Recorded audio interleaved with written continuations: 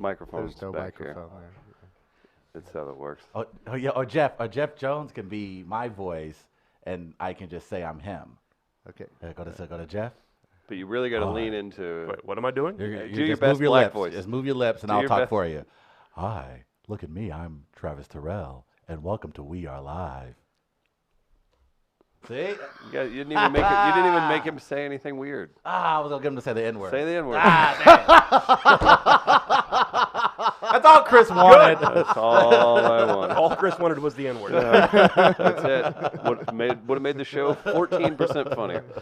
Good morning. It's We Are Live. We're live at Midcoast Studio in Grand Center in St. Louis, Missouri. If you haven't yet, follow the YouTube channel. Check it out, Midcoast Media on YouTube. The great Jeff Jones from the Belleville News-Democrat joins us today. You know Jeff. He's produced for us. He's worked in various media jobs throughout St. Louis. I'm back. You are. And isn't it exciting? Travis Terrell's here, but most importantly, that silver-haired goddess Where is he? you see behind the producer's desk. Live from Poughkeepsie, it's Aunt Chris. Hello, Chris. Good morning, gentlemen. Hey, Guardsy. I almost went to school in Poughkeepsie. What's there? Marist. Ah. I was Did you actually almost go? I was gonna go. Why? Okay. What stopped you? I just ended up going to Lindenwood. But Okay. I had a friend going to the Culinary Institute of America in Poughkeepsie, going to chef school. Oh, nice. Do you think And we were going to room together in you Marist. survived up there? Yeah, I think so. It's It's nice. very cold. On the I must Hudson. have cold and It's beautiful. I mean, I'm sure, yeah, but The you have to, Hawk's strong up there. The Hudson Hawk. I would know it. it's a lot of going outside to smoke, like when it's very cold. I have to do that now, though. That's fair. That's true. Oh. Good morning, Walnut. Oh, there it is. Throw it up. I wish we could just. Nuts on walls. Thanks, Walnuts, for that cursing at me when I say good morning to you, like when I said good morning to Travis. What happened? How about this? How about I am moseying in from the parking lot into the building, about to get on the elevator. I text the guys like, "Hey, I'm on the elevator," so you know how that is. Oh, why'd you lied? text us? So you lied? No, I was Because you weren't on the elevator. I was elevator. I think was the text. It was. I looked at it. And I meant to say I'm at elevator, and then I get on said elevator, and who else is waiting for me once it comes down? Gardner in the corner, darkest part of the elevator, jumps out. Oh, boogity, boogity, boogity, Trump 2020. And then I got scared and shat my pants, and he ran off and had his smoke. That's not what actually happened. That's not what happened. That's exactly what I was in the corner where you couldn't see me. The doors open. I didn't move at all from where I was. I didn't walking. jump. I didn't expect anybody there. Well, exactly. That's why I didn't have to move. And I said, good morning, Travis. The point of the story seems to be that Travis has bad elevator etiquette. I'm surprised. Right? Oh, Because you always oh, do. does he? You gotta let him off. You gotta let him off before you come on. Oh, And- does he? And well, you just Or- opened up a whole nother can of worms. Or if Jeff. someone's arm is stuck in an elevator, maybe me, for example, and the door won't open, maybe Travis runs away like a coward instead of helping someone. You don't want to watch an amputation. Thank you! Jeff, Thank you, come Jeff on, Jones! Coward Jeff Jones! Radio. Coward Radio. Yeah. This is why he's one of the most This is a- respected this is a scribes coward show. in the metro area. This is a man knows perspective. Now, Travis did say that it was brave of him to admit he was a coward. What do you think of that? That's true. Ah, That's thank hard. you. This is finally some reason That's has a hard come to We Are self-assessment, Live. This is ridiculous. This is what we've been waiting on all year. This finally. really bothers me. You guys, I'm so worried about you. Well, we're nothing but cowards. If you You ain't guys, saying nothing but a He coward. said nothing but a coward. if you guys haven't yet, Jeff can be found on Twitter at JM Jones, breaking all the latest Cardinals and Blues information. Congrats on the Belleville News Democrat gig, Jeff. Yeah, that's great, man. It's my hometown newspaper. That Dream was the come paper true. growing up. Yeah, that is important, but what's more important is the great Yale Hollander has a question. What kind of soup does Jeff have in the Starbucks cup? Good This question. actually, so this is a modified medicine ball tea. I rolled through the old Starbucks on Grand this morning to secure the medicine ball bag, and they were out of the peach, whatever goes in this thing, and so they had to find a different kind of citrus tea to throw in here. So I was the person creating the backup at Starbucks this morning while they made my 7-ingredient tea and had to search for the proper tea bag to throw in there. In my defense, I got sick as shit in the last 24 hours, and so having already had 2 cups of coffee before I left the house, it was tea time. Smart. Our friend Carly Shaver, not Carly Lawrence, says Jeff Jones and Chris Denman on the same show. Oh, well, this sucks. Thanks, Thanks, Carly. Carly. Be sure to. You have a busy day though today. Speaking do. of baseball, Cardinals heading on down to Florida.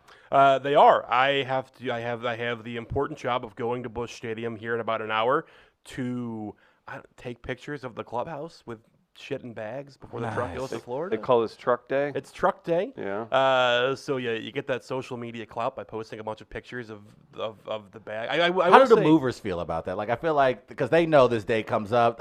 Do they ever feel a type of way mean, about it's- being filmed, moving shit? We've all moved But furniture don't you before. think this is the day they look forward to? This is like the cop where they scoring get the there. gig at point. the festival where he's just Yeah. got to stand around and watch people just like drink craft beer all day. Yeah. This is them. They're usually in some industrial place carrying a bunch of heavy shit out Yeah. to move it Well- out. Today they get Yeah, I mean, and I will say, like, I assume that it's still the A. Morazak company, and the only reason I know who is the mover is because they play the same ad at Busch Stadium for the entire year long, where it's like 3 movers carrying bags of stuff.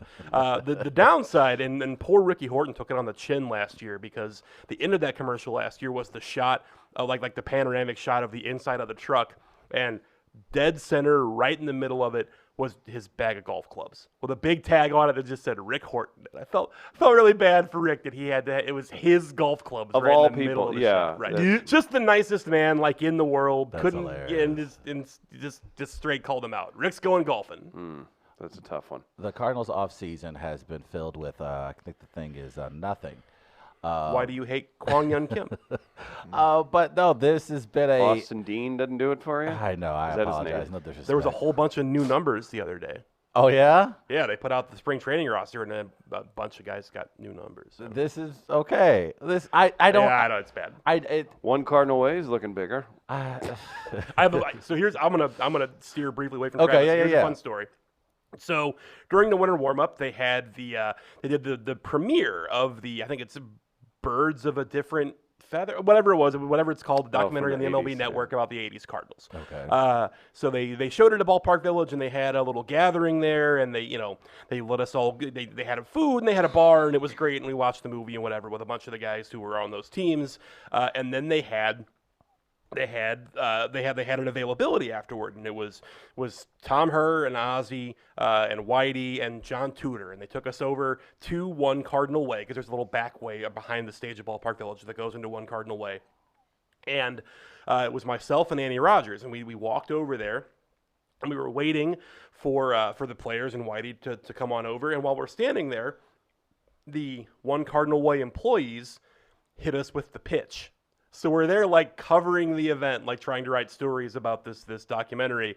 And they're like, hey, while you're here, have you considered renting an apartment? Shut and we just your had to awkwardly face. stand there while they pitched their studio apartments Oh, to that us. is so weird for everyone. And it's like I don't blame the Cardinals because I'm sure that the plan was not, hey, get the writers in a room and try to sell them on apartments they cannot afford. Is it like a rental company or something? Like are It's they Cordage, Cardinal? like Cordage is oh, it's operating. Cordage. Yeah, yeah, yeah. Okay, so then these are just straight up like leasing agents, Yeah, right? right. Yes, yeah. It was. So it was they're not clearly even like aware that they have like Well, they 5 people in a room that could like them up on Twitter and make the Cardinals look really I mean, bad. right? really Like I quick. don't, and I get it. Not Like that they you were would, just doing their but- thing, right? But it was like I don't know how to tell you guys that there's no way I can afford this apartment. It's like What when if you they need a doorman over there? okay. They probably do. That would be a move. That'd be It's a a move. $1,400 a month studio. Yeah. No thanks. Yeah, that's how it is at the 100 building in my neighborhood in the West End. Yeah. The cheapest is $1,500 a month.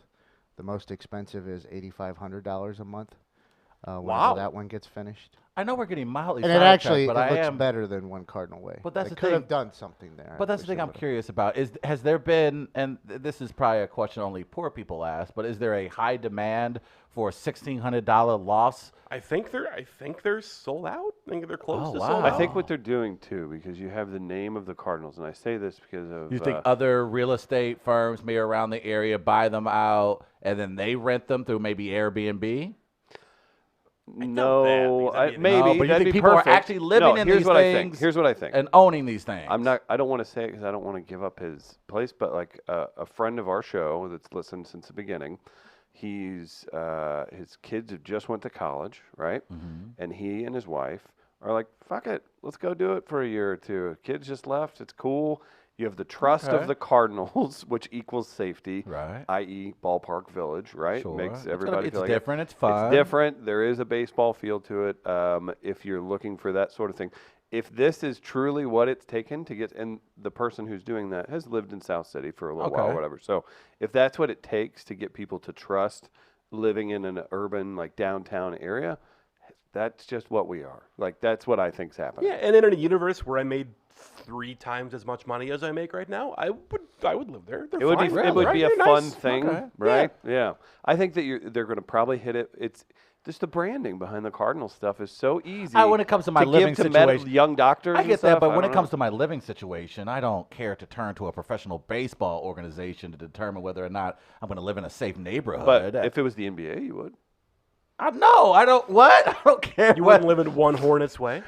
Thank you. One Pelican way. That's right. I One don't know. Battlehawks And way. I get the having the means, so I'm not saying I'm that there just trying aren't to plenty make of it- people you're in very St. Louis right. Yeah. metro area who have. I know there are plenty You of know, people who have I've the means. wondered I that just think that's myself just when you so- look at and I know Chicago has a larger population, Right. obviously, but there are, I don't know how many condos and apartments in Chicago that are outrageously expensive. incredibly expensive. So they obviously have people that move in and live Yeah. there. So and mean, when I don't know how, but they do. I guess this is my little small again, poor pea brain. I'm thinking if I'm moving to say St. Louis, I can get more bang for my buck if I get X, Y, and Z. in See, another this part is of how the city. this is what I love. I would have played along a little bit with the people that are. I would have been like, "Are utilities included?"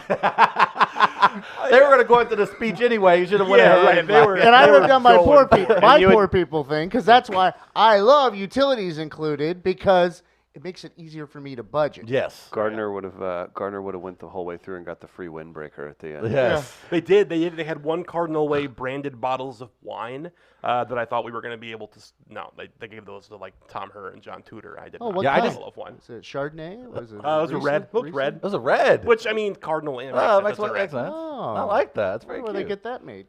I guess that's hilarious. I mean, They yeah, went into the pit. Cardinal Vineyards is next. Is that the thing that's going Why to set the not? fan base off Yeah. crazy Why when they not? drop Why- $200 million into a In vineyard? North City's never tasted so delightful. Why not? Cardinal Vineyards. If you think that, just level all the old buildings, just throw a Well, put a winery. vineyard out in center field, straight away where the grass Right, is. yeah, put it in the batter's Put it in the eye. batter's Exactly. eye. Now we're getting old school That way- Cardinals. Mhm. That's like what their first owner, Chris Vonderau, would have done. Who was found dead in a parking lot? No, he was Okay. kidnapped at one point. Oh, okay. But he had like Did he it had like ever a trouble horse you? racing track up just beyond the outfield of the stadium and everything. That's He had pretty a great. amusement park and all this stuff when he was owning it. It was weird. Okay. Well, maybe they can purchase one of those trolley trains and make that part of One Cardinal Way. They could buy the lot where Sportsman's Park used to be, which has been a vacant lot since Sportsman's Park got torn down 50 Now years we're ago. talking. Well, Sportsman Park has Herbert Hoover there. It's like 6 blocks from here. You can get to Grand and Doty, or you can walk there. It's a big empty lot. Oh, there's right next to it. You know, I think actually the federal government owns that. Well, yeah, I think it's part of the NGA now, right? Isn't that part of that? Isn't it part of that whole thing? It may be I don't part know. of that deal, but I know the government now owns that Oh, space. well, there but- you go. Yeah, but I mean, yeah, like you can go there now. I think I could be wrong, but I think it's been a vacant lot since they tore down Sportsman's Park. I think. Where Sportsman's Well, Park Matthews technically Dickey- is, no, Herbert Hoover is there. Herbert Hoover thought Boys Matthews and Girls Dickey Club. was there. Matthew Dickey is off Kings Highway towards Oh, 7. I'm confused. Yeah, it's This all may good. come as a shock, but I've never been to the Matthews Dickey Boys Club. Oh, and he said it during Blackuary. Oh yeah, sorry. it's Blackuary. I would go. Oh, they have a lot of pickup hockey games over there, Trev. yeah, Oh, they've they not need to have hockey? They've not He invited. played me. hockey. Well, you Why know would what? he go They there? did actually. Boom, in your face, son. Oh, a Blackuary miracle. Hello, boom. Power to the people. Mm-hmm. Happy Black History Month, Jeff. Stephen Des Moines says he thought they put a field on it. No, there's an actual like boys and girls club where kids can play football and baseball I've and been- all those I've been. things. I know. Yeah, it's still there. Now next to it is a large vacant where they used to have some of the industrial buildings. What if but I we- believe that's now presently owned by the federal What if we government get and one of possibly the NGA. loop trolley cars and do like the Astros do? And whenever do they have home it- run? yes. Like, Yep. They're going to have to. Well, we They're going to did have that to with start the A couple of loop the using older Clydesdales can pull it. Oh no, we you know. don't have to use the animals, Chris. Yeah. No, Yeah. let the animals be. Or maybe an elephant down to I its third. mean, It's only got 3 legs. If you do have an available loop trolley car, it could be a way to, Oh no, Okay. here we go. I don't know, Oh, here we go. I could Jeff. see Gardner in a coat with some big brass buttons. getting If you a don't think you- like, a what's that? pitcher from the bullpen There it is. Oh boy. to the mound. Possibly The a wire is bullpen swaying. card of sorts. Well, and, Carte and, blanche. and with the extended netting now, you have a wire basically that runs almost, I mean, close enough to the gate where you could just electrify the netting, and then you could plug the trolley into the top and just run it on down the baseline. Jesus, help us. And this is called innovation. Here's what would This is how happen. this They would get happens. it over there, and you'd see, Joe Edwards. He'd do the cut. He'd do the Breaks ceremonial down thing. halfway there. That could happen also. But then you get there, and then you just hear, "It's the wrong track." Yeah. 50,000 people. What the? Made this mistake again. Yeah, classic trolley behavior. Just an idea. I wanted to say a quick thanks to everybody who's been coming out to our very fun comedy show each Thursday, Happiest Hour. Come by, that's right, this week at Sophie's here on the second floor, 3224 Locust. It's a blast. Packed shows, been a really good time. Jack Daniels makes that possible. Love them and love the cocktails on hand provided. We've got a special cocktail menu. Also, Schlafly beer available on special. And our friends at Mighty Cricket. This is like protein powder and nutrients made from what, Travis? Crickets. That's right. Mighty Cricket, featured partner this week at Happiest Hour. All right, They're all coming out. They came out and they said, you know what? Hey, we have a business. And I looked into it. It's pretty interesting. So Mighty Cricket is our featured partner this week at Happiest Hour. Going to be a good time. Great lineup. Tommy Mosslander on the lineup this week. Oh, gotta be excited about Tommy that. Mosslander. Come see his Make-A-Wish bit. Which Pretty is good. Started good. here and It's very good. it lives on. Jeff, you're going to be covering Truck Day. I am. You heading down to Florida? I am.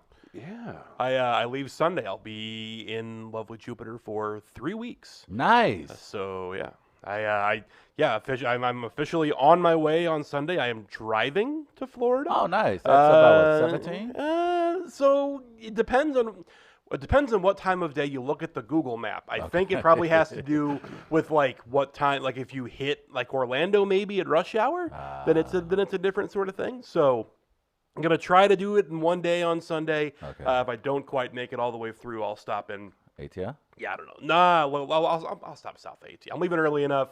ATL's like 8 hours. Right. I will definitely get to the state of Florida on Sunday. So Okay. it's just a question of whether or not I push it all the way through to West Palm, where I am staying in a lovely converted garage. That is some sort of Is it an an apartment. Airbnb?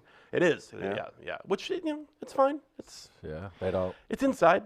Yeah, it's got bathroom and shower. Yeah, it's got an That's air all you conditioner, need. which is good. That works. Somewhere where you cannot get robbed. Right. That's really the goal. Like honestly, it's inside and it's right. I need protection from the mosquitoes. Like What's the vibe generally? I've never done spring training. I went once. I've heard people have gone for vacation. It feels Yeah. like it would be a good time just seeing professional ballers just being very casual, getting set for the season. it is like it's very cool the early days of spring when they're all out on the backfields and there's not a lot of real competitive stuff going on and they're going through all the PFP kind of drills and like there is some fun in watching relief pitchers have to catch pop-ups off of the jugs machine and like scream "I got it" into the air as they try to catch pop-ups, which is not a thing that pitchers are really good at.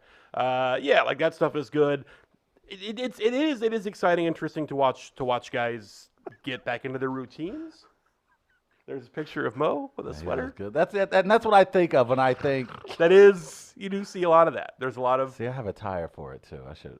that's and you'll see that. You'll see the DeWitts on their golf cart, kind of driving around from field to Are field. they being ballers? Or do they do baller shit? Like The most I think I guess the most baller shit that I saw Bill do last year at spring training was he had two of his grandsons were with him on the back of their golf cart as he drove it around, and then at one point they just sort of hopped off and started playing catch in the outfield where the Cardinals there was a Cardinals drill happening on the And infield. they're just playing catch. Yeah, his That grandkids is just some ran baller into the shit. outfield. Good and enough throwing to the use ball the around. spring training to get the owner around, but not good enough to get your pitchers around and during the game, huh? Huh? It's very warm. It's very warm at spring training for a 77-year-old man. No, I'm just saying.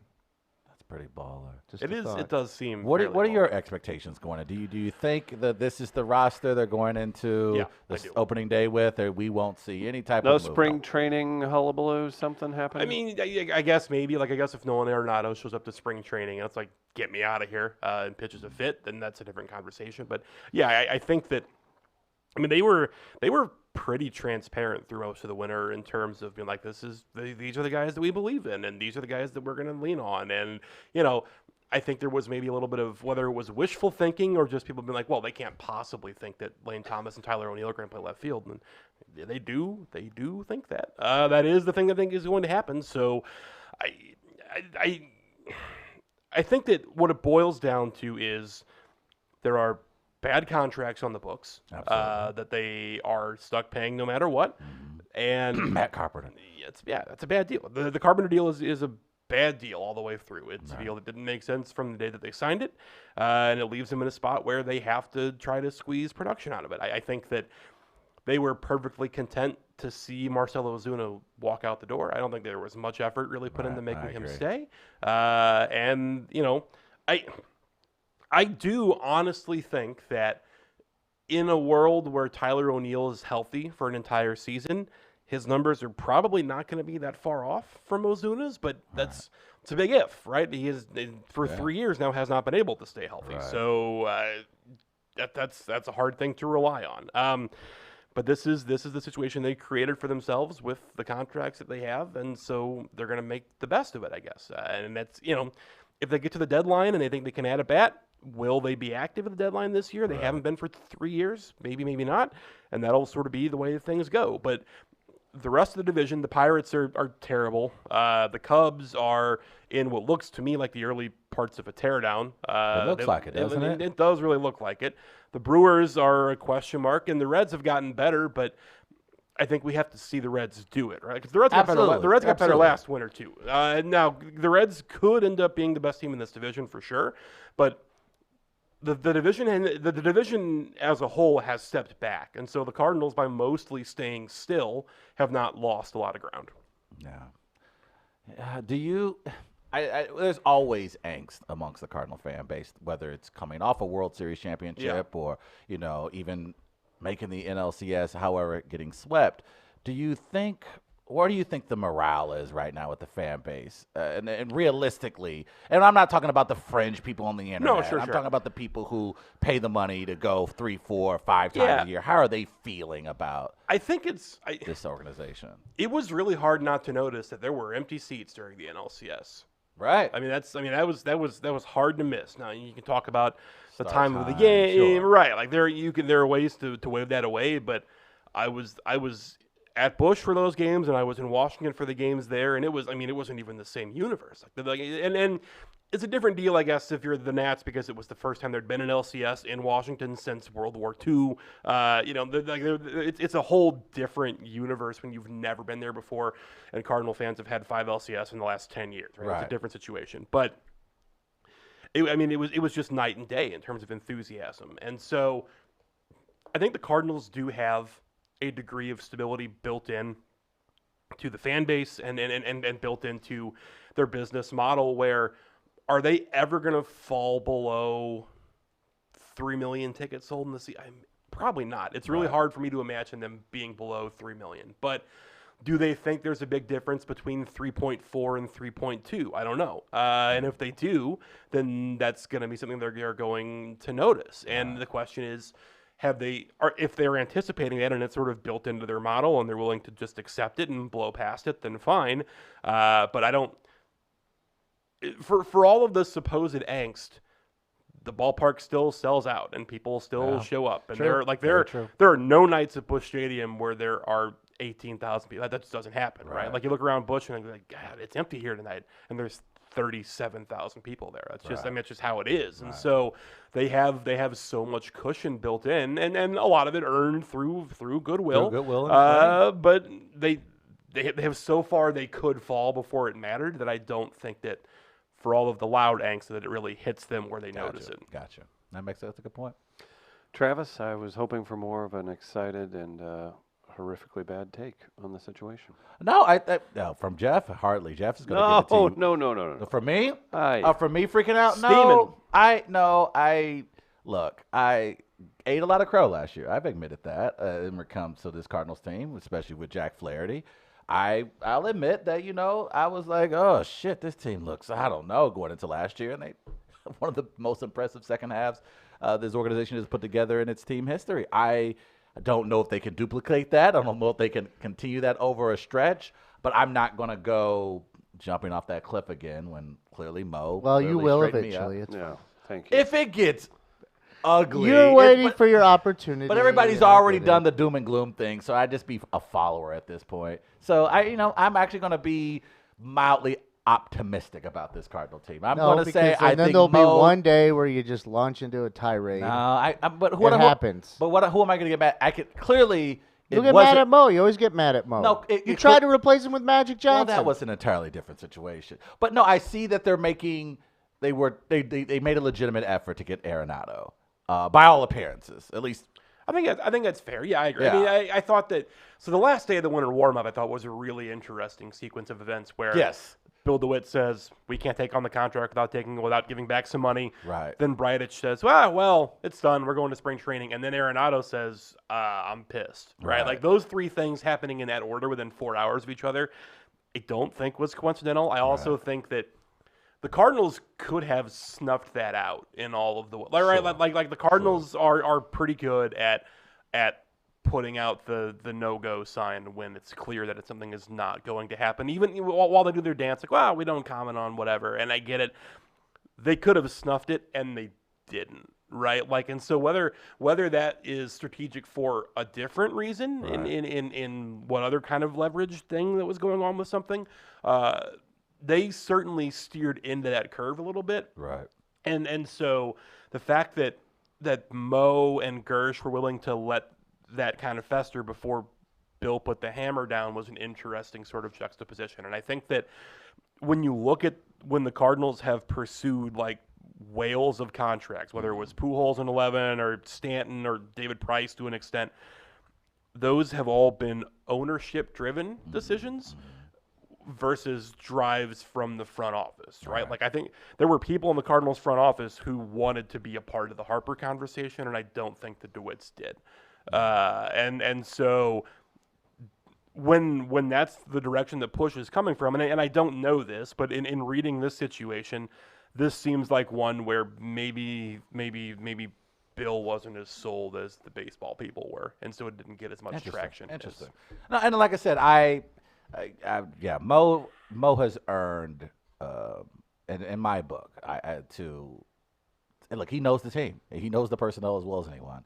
And if Mo says, I think these guys deserve a shot, he doesn't at least come off, and I could be wrong, and Jeff, you work closely to these guys than we do, of course, but it feels like just through what we read, through what you guys write on Twitter and what we see on TV, he doesn't feel like a guy at this point in his career that he needs to bullshit you.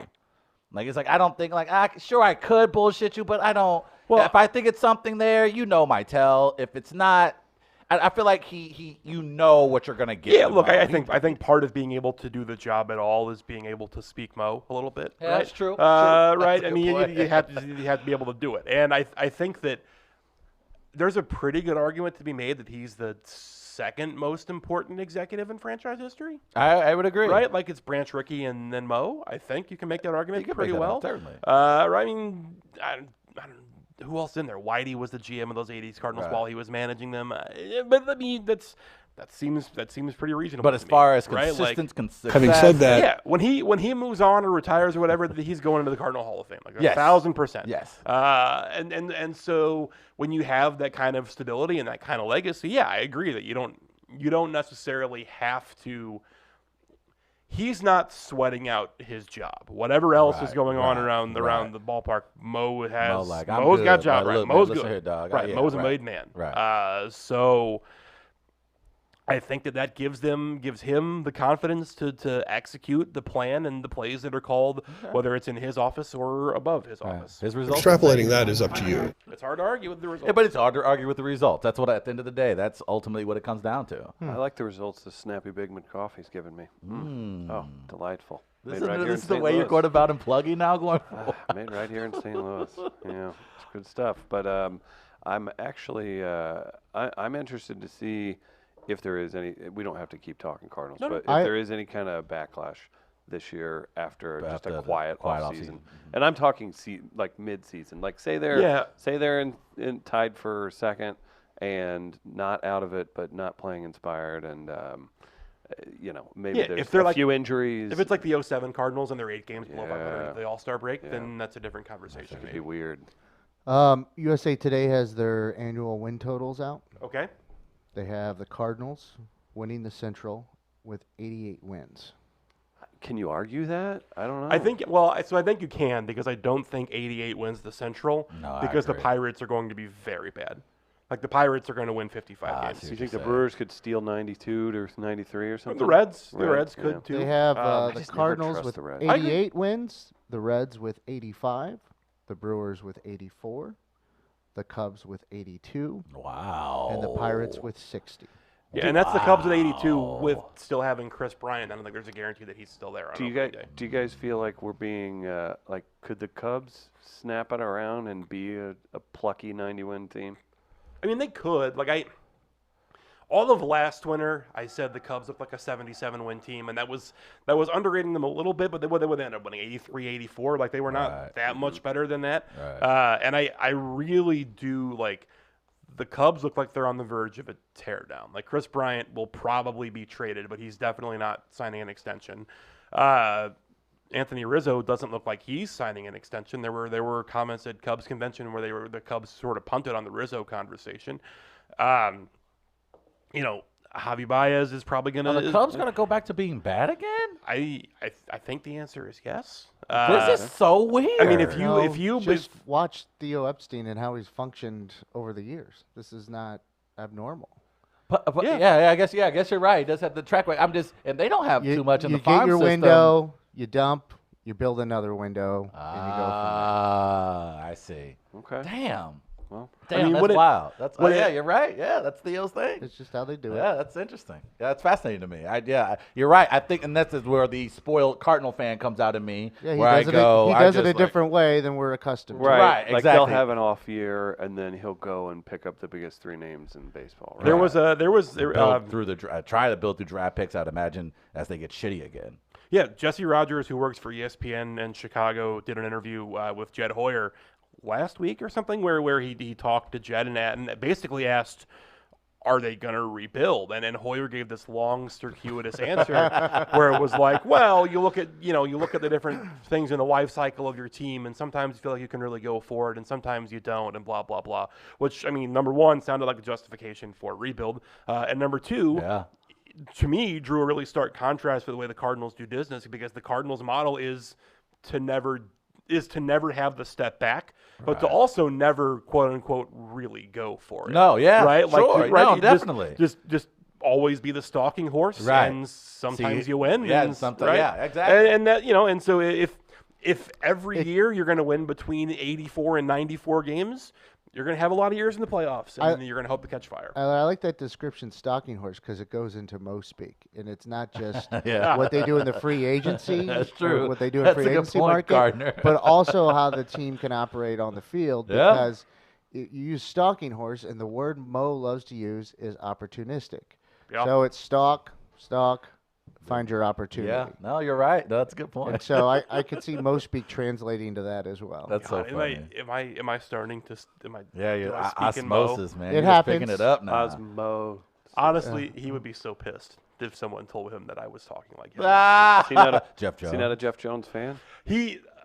I think the answer is that he is. That's the right way to put this. What would Mo say? Having said that, what would Mo say in front of a recorder, or what would Mo say in private? In private. Pass. Does he? So he doesn't. You're not a lovable pain in the ass. No, that's the point. Is I think the answer is yes, that I am. Oh man. I think that Mo likes having a punching bag, Okay.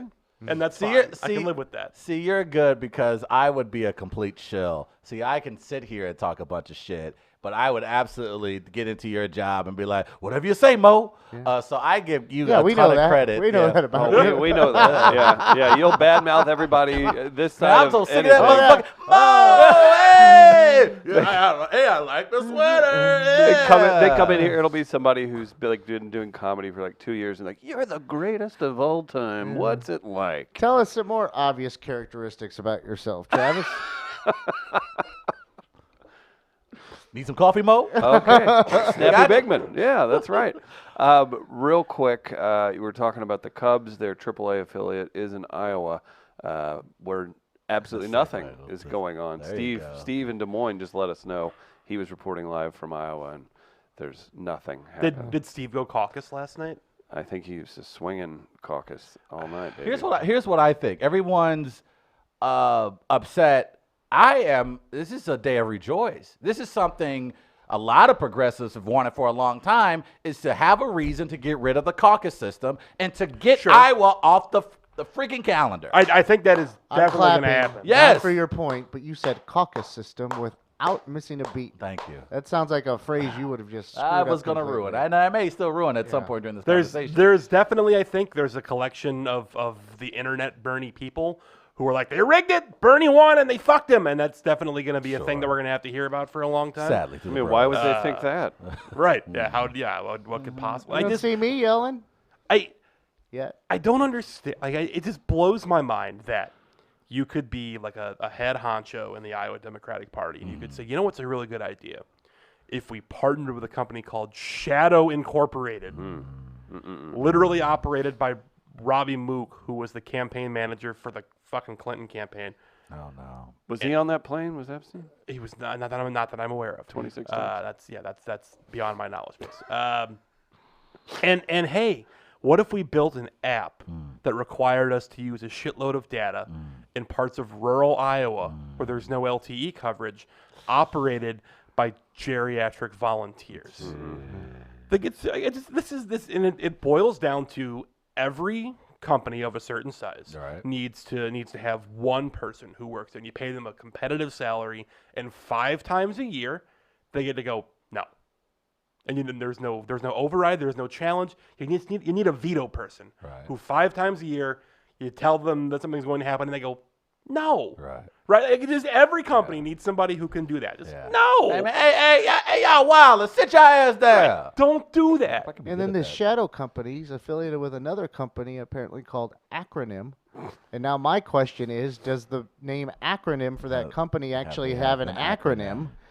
And then I started wondering, what would my company be named if if it's going to be a little, Nefarious? elusive, nefarious. So welcome to Chris Gardner's new company and my new app, Sober. Welcome to Sober. Now, yeah, I think, and then again, it's still also, in my mind, also comes down to just the caucus happening, period. And having Iowa continue to be the barometer that kicks off our election cycle. It's just really weird. Caucuses are very dumb. They're They're very, very dumb. dumb. They're very dumb. And we've said this just not because of how contentious this election is going to be, but it's to the point where it's 2020. For love of God, no way in hell are we doing this 1776 bullshit. We're still doing the Electoral College. Yeah, I realize, and that's another thing that should be right out the door right behind it. It's to the point where it's just silly season, and it's already silly as it is, and it's because we need to know a candidate. We have to start narrowing. I this don't son know of if a bitch Iowa's down. going to go anywhere, Travis. And I've that's- been told this morning. It is not the fault of Iowa. It is do nothing Democrats' fault. As long as I am Do president, Iowa will stay where it is. Important tradition. Shut up. So Iowa's staying where it is. doesn't Now, even know my what that question means. is, I mean, will Kansas City stay where it is? That's a good one. We should point out that, in theory, in a world of laws, this would be the last Iowa caucuses. I mean, right? I guess he would be president during the 2024 Iowa caucuses before he'd win re-election. But in theory, where we still had term limits and elections that mattered, well, that's bad things can happen. There's like a bad future. You like were a really dark. you were a caucus chair I was. Until randomly. in 2008, I was a caucus chair for Mike Gravel in Topeka, Kansas. True story. Really? So I was 20 years old and living in Kansas because I made terrible decisions in parts of my life. And we went to go caucus because, sure, that sounds like fun. And it turns out that Kansas had a state law at the time at least, that required every campaign which had a representative to have the opportunity to address the full caucus before they did the first, because you go stand in your pod, and then if you're not viable, you get to go stand in someone else's pod. And so you get there and you go stand in your little section of the bleachers in the high school gym, and there was no one there from the Mike Gravel campaign because, 8 people voted for Mike Gravel all around the country. Right. And so I, being 20, thought, that would be fun. I'll go be the Mike Gravel caucus chair. No. So I did. I went to the Gravel section No. with like 2 other people that I knew. And when it came time to address the caucus, I Had to speak? Had to speak. Come on, got to speak. Let's be Right. clear about this. And yes. And what did you say? Do you recall what you got to say? I said that, Mike's cool. He's got a really cool suit. here's what I said. I said, Mike Gravel is the reason I am alive, is how I started this speech, which is not really true. This is awesome. The one thing that Mike Gravel did, like his most notable thing he did while he was in the U.S. Senate, was that he filibustered against the draft in Vietnam. And so I Okay. did this whole thing where I was like, my dad could have been drafted, but he wasn't because Mike Gravel stopped the draft. And so my dad didn't get drafted, so he didn't get killed in Vietnam. And I'm alive. And Okay, you not know. bad. Not bad. And then they're like, "Sir, this is a Burger King." So all of this happens, and at the end, the caucus chair for the Obama campaign Oh, shit. came over to tell me how proud she was of my participation in the That was democracy nice. and blah blah. The governor of Kansas, Kathleen Sebelius, who ended up being Obama's health and safety. That is story. awesome. The point is, caucuses are fucking stupid because this gym full of people had to listen to the governor of Kansas talk and then had to listen to me talk. That is outstanding. Really stupid. No reason that needs to happen. Outstanding. That is. There's the only example you need. That's all you need right there. Wait, Jeff Jones is on the same stage as the former the AJ governor of Kansas.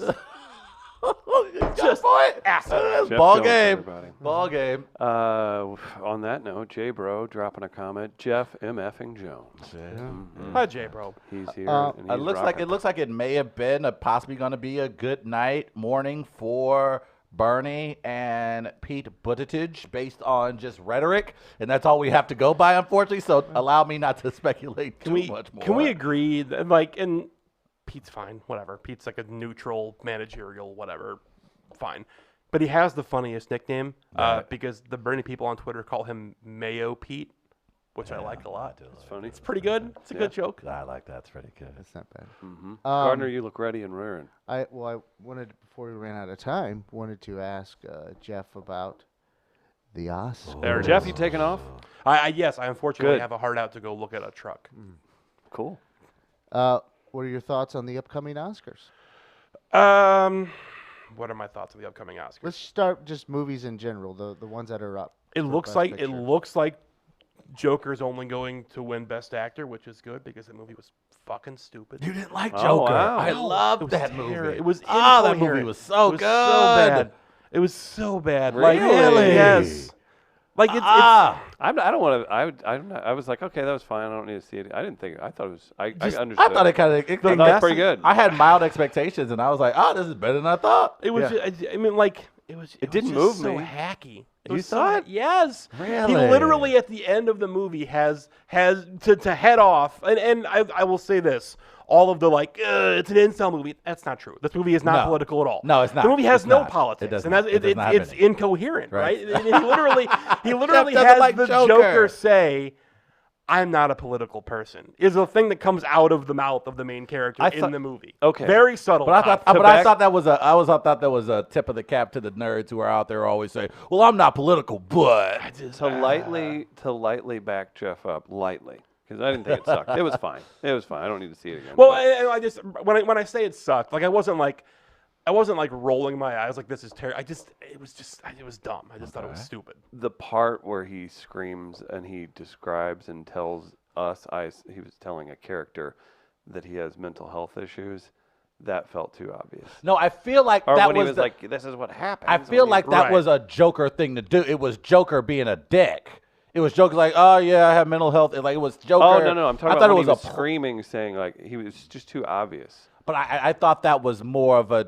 I thought that was blurring the lines. I thought Okay. he was purposely blurring the lines. So You didn't like whenever at the end, whenever you could see the cop cars, it said "Industry First," and that was like focus. It's on their bumper stickers. oh, on all industry. that. Yeah. Another good company like Shadow Industry. Yeah, pretty good. Yeah. Well, it said that, and that was kind of. I felt like that was him being like, "This is why Right. this all happened." Well, little heavy-handed. Yeah. Little, Okay. right, So not what so do you like then? have you seen Uh, 1917 Parasite? I've seen all of the best pictures. You have? All right. I've knocked them all out. My top three in 3, 2, 1 preference order: 1917 third, Once Upon a Time in Hollywood second, Little Women first. That one, I was Little Women. I think got to the top of my list because I liked it way more than I thought I was going to. Like I was not really looking forward to having to seeing it because the See what lowering expectations does. it for helps a something? lot. Yeah. Because I not only was I familiar with the source material, I'm like, it's fine. It's not for me, so whatever. It's fine. I also was not a person who was like, oh my God, Lady Bird was fucking amazing. Again, Lady Bird, not really for me, so and it was fine. Right. But I thought Little Women had some really cool and smart things to say about like the creation of art and commerce and the way that those things intersect. And I thought that the ending, like the way that the ending was structured and changed, was a cool little meta bit of filmmaking. I thought it was really smart. I thought it was awesome. Once Upon a Time in Hollywood it was great. Like it was a very cool sort of like Tarantino now has mastered this thing where he does the alternate histories where it's this weird nostalgic trip through parts of the world and then the end is, a subversion of all that. And 1917 was gorgeous and it was very cool and it was a fun ride and I think it's going to win everything and it's fine. Like it was a very well-made movie. I was very happy to have seen it. I think of the 9 Best Picture nominees, I think 6 of them were better than anything that was nominated last year. I think it's a good year. Okay. All right. Parasite was great. Jojo Rabbit was great. Okay. The Irishman, I've seen it 3 times now, and it's gotten Jesus. worse each time. That's like 13 hours of watching. Yeah, that's a long Yeah, time. it's haven't seen fine. It's for me. The Irishman was like an updated Goodfellas. I was just like, oh, okay, you got some new CGI tricks and you've advanced the storytelling a little bit. But I feel like I've seen this movie before, but I'm not complaining. Oh, but it's because cinema, it's De right, Niro, Travis? but it's De Niro, Pacino, Pesci, so you're not complaining. You're Cinema. fine with it. and this is I'm gonna drop this bomb right at the end here. I think that at some point we have to have a conversation about the possibility that Al Pacino is not a good actor. No, Is no, there I a won't ever chance have Jay, that conversation. Jay Moore's No, been no, saying no. that for Is a there long a time. He's chance like, that Al just Pacino- because you raise your voice. Correct. You talking about I now agree or with has that. ever been? I mean, they're like Careful, because obviously, Leo is a little bit at Pacino. obviously in The Godfather Part 1, Pacino was turning in like an all-timer performance, Right. but it's like subtle and understated and artsy. Godfather Part 2, which is feted as this like amazing performance, I'm like, Pacino's like the 4th best performance in that movie by an actor. It all really Irishman? went downhill. No, with in this Godfather performance Part 2. in Heat. Oof. Yeah, and The Irishman definitely is like Pacino just yells. That was just for Travis. I say, be careful what you say because you may be inadvertently admonishing Mr. DiCaprio, who has a little bit of that. He does. He's got a little bit But of the that. the Oscar nomination, like the fact I don't know. I think that Song Kang-ho got robbed. Like Parasite, I did not fall in love with Parasite the way that everyone did. Like, I thought it was really good, but I wasn't like, oh my god, this is the most like. Yeah. It was good. It was a good movie. It's fine. Right. But I thought that Song Kang-ho was incredibly good in it. Okay. And like the fact that he did not get a nomination and Pacino did for yelling is. I don't like it that much. Huh, I don't know. how I Pesci feel was the best about part of that. The Irishman for sure. No doubt, and that no was doubt about and that. that was I haven't seen it. that was just more like subversion, right? Because you're waiting the whole movie for Joe Pesci to be Joe Pesci and to And, he whoop doesn't. some ass and scream, and he just doesn't. He He's doesn't just do like that at cool, all. placid the whole movie. And the he whole doesn't. thing. He Jeff does. Jones. Follow him on Twitter at JM Jones. Belleville News Democrat. Be sure to check out all of his articles. If if you guys read those, that helps Jeff. So It be sure does. to click through. Yeah, just click on all of them, really. every single one. He Right. doesn't just sit Just there. click You don't it even and have to reload. read it. You Just- got any slideshows? I know, but there probably will be some coming during spring training. Okay, yeah, that's a good one to do. Oh, it's a Okay. great one to do. Slideshows. I've got breaking news and social media that we'll tease and talk about next hour. Gardner, this will be an all-timer for you. For Jeff Jones, myself, Travis Terrell, will be back with Chris Gardner after the break.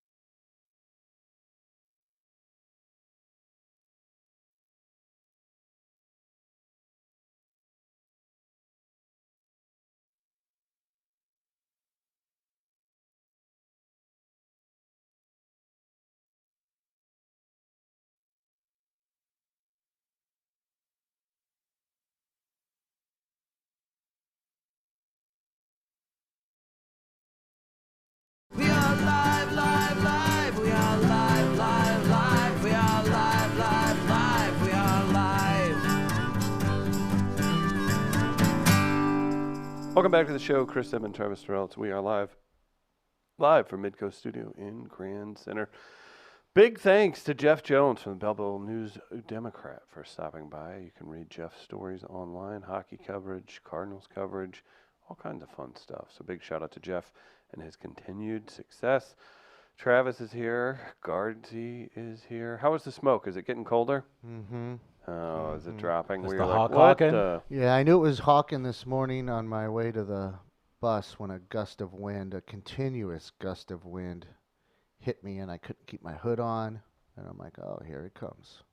I Here it really comes. I want to talk to people who've moved here in the last 3 months and just apologize. Like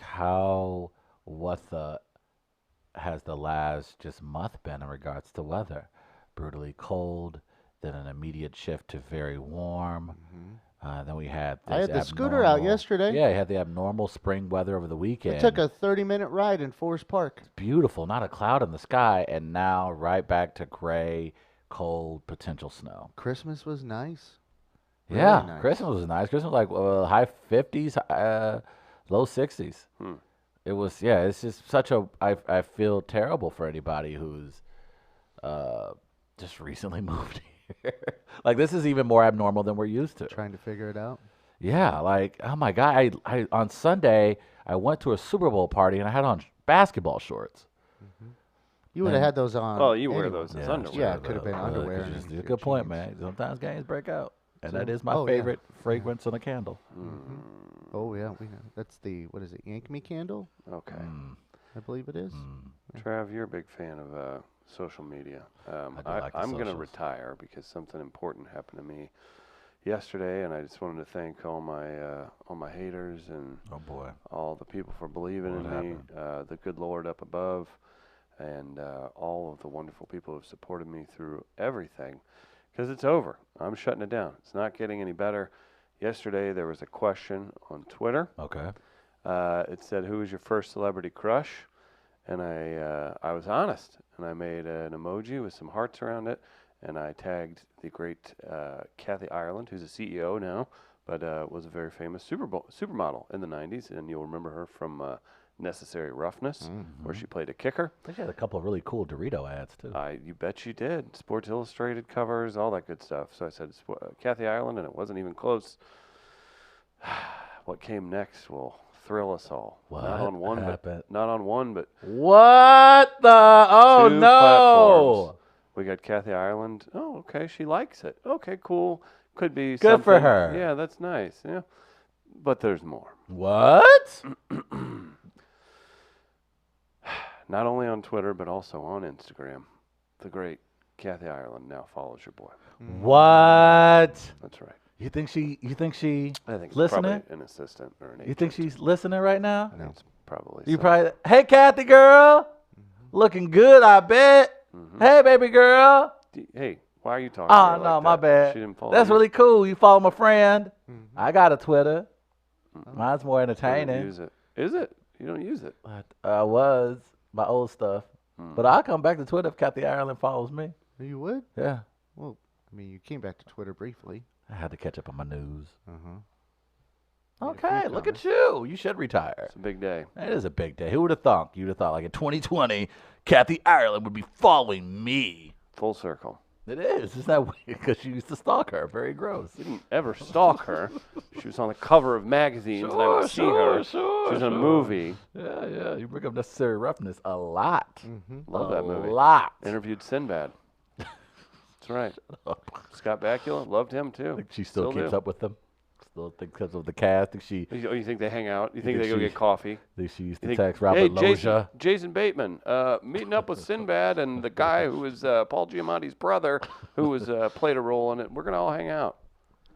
Why not? That's how it works. So yeah, I just want to let you all know, my day was better than yours. Oh. I'm trying to good for think you. who my first crush would have been. Who was your first? Yeah, who was celebrity it? crush? I don't know.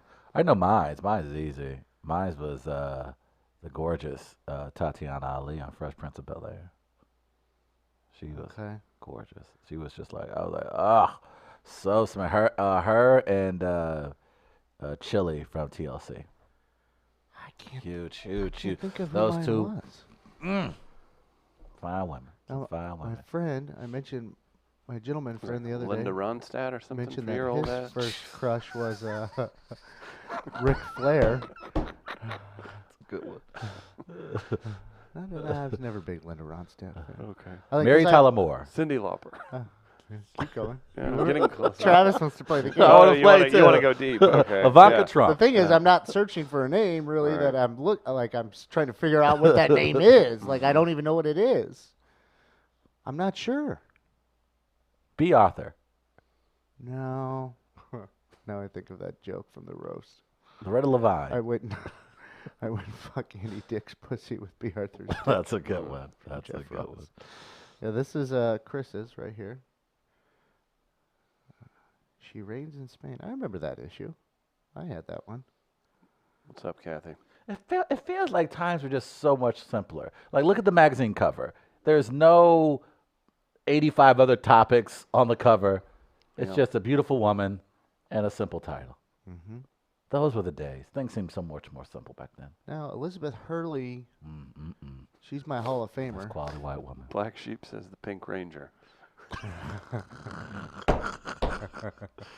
No, I would have been someone Voltron related. She-Ra, maybe She-Ra was my first. Yeah, I was gonna say how many they hit it in Wayne's World, but how many little boys were confused when Bugs Bunny threw on the lipstick and faked to be a girl bunny? Could She-Ra have been my first? She-Ra, huh? I'm just trying to make sense of this. Yeah. I'm not sure what it is. I'd have to really sit down and figure it out. Like A lot what of was I '90s kids watching? would probably say like Topanga or Winnie Cooper's the all-time. Winnie right? Cooper. Could it have been Salil Moonfry? There you go. Possibly. Yeah. That could have been it for me. I'm not sure. I'd wanna give you a legit answer, so I'd actually have to sit down and think about it Okay. Something to think instead of about. just wondering what I was watching at the time. That's all right. Yeah, Salil Moonfry could be one. Do you think your relationship with entertainment growing up has shaped your views on anything? I don't know. No, I don't think so. I've always wondered how like certain shows hit people at certain points in their life. Gardner, would we want some video from inside the caucus from Steve in Des Moines? We're inside the caucus. Yeah, last night. let's get some caucus video. I like caucus video. Excuse me. Do you want to give him your email? It's Octoberfest. They should have held this in October. Yeah. In October. Send it to his Facebook. We got a few comments real quick. Yeah, Will O'Donnell agreeing that Kathy Ireland was bad. Mm-hmm. Still is. Very nice. Yeah, Will Elizabeth O'Donnell Hurley's my Hall of Famer, but I don't know that she was my first, though, is the thing. That's the issue there. Here's one. Will O'Donnell. He's I think he's 39. I used to crawl under the covers and kiss Daisy. I was 4. I didn't fuck around because he had Dukes of Hazzard sheet. Jesus. Jesus. I like that, Will. Jesus. I appreciate that about Crusty you. ass sheets, probably, boy. He was 4. Oh, okay. My bad. Still, Oh, well, that doesn't mean anything. Yeah, I'm about to say. I was 5 years old and getting in trouble at school for having my pants around my ankles. Okay, that Jesus. means you were a weird kid. Playing doctor in the tube slide. All right, yeah, doctor. It doesn't mean you were a Casanova. I would just take my pants off on the sidewalk. Jesus, The man. neighbor girls would, well, whatever. Yell. Yeah, I was naked a lot as a child. You're a problem. Still are. Yeah. That's what I think. Like I should have been taught better. I blame my parents. Yeah. Too No much one free told me will. I couldn't just have my pants off continuously. I got to run around on that. We lived in Orlando. Yeah. My Florida. mom would take me to the beach Makes sense. every day, and I would just run around naked. I thought Explains that's your what love life for was going to cigarettes be. too. Yeah. I feel like Orlando's probably a heavy cigarette population. Yale Hollander, enough caucus talk, more caucus talk. Oh, is that what we call a group of fans now? I think so. A A caucus. caucus? Yeah. That's coming up quick. Sounds like a it city in New Jersey. Caucus. Have we kicked the Probably season because off? it's a caucus. I think we kicked the season Yeah, off. put the this- ice in the water outside caucus. Yeah. Caucus. We kicked the season off, I think, this weekend, yeah? What? Mm-hmm. No. XFL starts this weekend? I think so. Holy shit. They get at it right away. Yeah, the point was literally to pick up right when football ends, when the NFL ends. I like all the local media personalities they included in their game day, I guess, festivities. You had Patrico, he's a part of it from The Point. You got Michelle Smallman, Randy Molman, who you know, Mm-hmm. Gardner. There's a few others I can't remember off the top of my head. I don't know I don't know what powers the teams have. I know the league owns all the teams, so I don't know as far as integrating certain local personalities into the XFL franchises. But you would think if you really wanted to make the most out of that opening day, you try to figure out how to get Isaac Bruce there, or get someone like get under recent Hall of Famer to make an Isaac Bruce night. Or whatever. Again, I don't know if they can do celebrate that, St. Louis or just football, to celebrate St. Louis football. Whatever you can do to get people locally who we associate either with Mizzou football, Chiefs football, Rams, to maybe come down to get people excited. That would be the play I The would Isaac attempt. Bruce thing is not a bad deal at all. I would Yeah. even save it though, maybe a little bit. Late in the season. Yeah. Absolutely. Because maybe you can organize and get some former teammates. Yes, to show that would up. be very cool to have the old NFL player. And Still I a don't few- know if still it's a few here in St. Louis. and I don't think I don't. It's an opportunity to recognize the man on the football field he played on. And I think if I read this correctly, it appears to me that the XFL just wants to be in the same room as the NFL. So I feel like it's not them going head to head. You know, when it first rolled out, it was, oh, this is going to be the new type of football. I think the XFL is okay with wanting to be the tweener league if you don't do well to get on a team in the NFL, but you still are good enough to potentially still make an NFL roster. I think the XFL wants to be that fallback. I think they kind of want to be the baby sister, if you will, of the NFL. So I think I feel like there may be more of a relationship, a bond that they maybe want. I think it's it would be wise, I guess you're saying, for the long-term play of the XFL if they were to become oh, shit, that sucks that guy's got cut, but, man, maybe if he goes out the XFL next spring, he could have a chance to get on the NFL roster next year. I think that's essentially where the XFL wants to get. We need the Battlehawks rules still. No one's put that out. Because I want the slow clap. I asked Molman, who'll be doing the PA, yeah. he says he doesn't like to yell. I was asking him to yell caw for first downs, but I was just emphasize it then. Nice. And then caw. First down. Caw. Or you yell he yells or says first down. All he has to do maybe say is first down Battlehawks, and then the crowd responds with the caw. Make it the crowd getting themselves involved with it. I can't wait till this picks up and they're forced to modify the logo in 2 years. Like, shit, this thing's picking up. All right, make it into a fucking hawk with missiles coming out its wings. There, fine. And don't forget to get your T-shirts at buyjack.com. Cause the law. I wish we had a bunch of extra ones and we'd just go show up over at the courthouse and hand them out to all the folks there, the call and order. Oh yeah, I know some people over there. That'd be good. Just walk I've into the appeared in front of some of those Right. judges. I've made appearances there. Yeah. Walk into the police station, just give them all the cause of law shirts. Uh-huh. I Yeah, found appreciate the that. call and the call one. I think those are getting made right now, actually. The design is at least in the works. Nice. Probably So that's smart. The next step. Yeah, I don't know. Overall, I hope it's an entertaining, fun thing that is one more cool thing to do. Right? Mhm. Why not? I'm in. Big night, Super Bowl. We got some ratings. The overnights, drawing 1.3% more viewers than last year. The Sunday's matchup between the Chiefs and 49ers had a grand total of 102 viewers spread across Fox. 102 million? 102 million, excuse me. There you go. Viewers. That'd be very embarrassing. Given how many times the Chiefs clawed their way out of the first half deficit to Sunday's game, it made watching to the end almost a must. And it was. It worked out. And I think also having the Chiefs in it, first time in 50-plus years, that helped. The Kansas City market was very into it, of course. 62.6 rating and a 97 share during the fourth quarter, sporting a 55.7 rating and an 89 share for the game on the whole, according to Fox. Now, Gardner, you did some research and you discovered Well, what I was didn't do the other- research. I saw a tweet from someone who did the research. They were saying in response to KC peaking at a 97 share, a lot of people were asking, what about the other 3%? So for the record, so when you hit that 97 share, which was between 9 and 9:15 Central Time, you had the 97 on Super Bowl 54. Okay.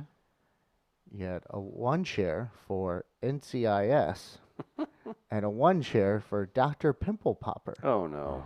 Jeez. So NCIS and Dr. Pimple Popper were the other two that were raking in the audience that night when it peaked in Kansas City. So NCIS, still a monster, an absolute monster. Dr. Pimple Popper on its way to becoming that potential monster on TLC. That's gross.